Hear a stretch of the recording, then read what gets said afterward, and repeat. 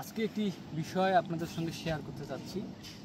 যেহেতু বরাবরই কিছু ইনফরমেশন দেওয়ার চেষ্টা করে থাকি, আজকে যে বিষয়টি নিয়ে কথা বলবো সেটি হচ্ছে এই যে চিলমারি হরিপুর যে সড়ক রয়েছে, সেই সড়কের কাজ সম্ভবত বন্ধ রয়েছে। কারণ আমরা একটু আগে অনেক দূর থেকে, অর্থাৎ এই সড়ক পুরোটাই গিয়েছিলাম শেষ অবধি, কিন্তু কোথাও তেমন কাজ চোখে পড়েনি।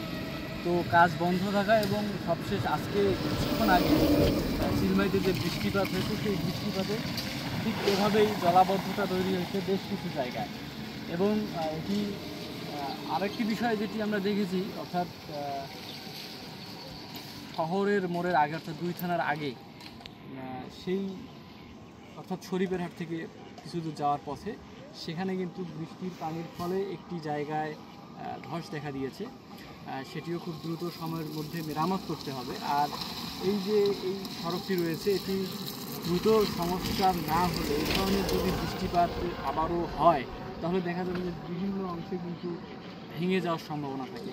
তো এই যেই হচ্ছে বর্তমান যে চিলমারি হরিপুর সংযোগ সড়কের কলেজ মোড়ের ঠিক পাশেই কাছাকাছি যে জায়গা, সেখানে এই ধরনের জলাবদ্ধতা তৈরি হয়েছে।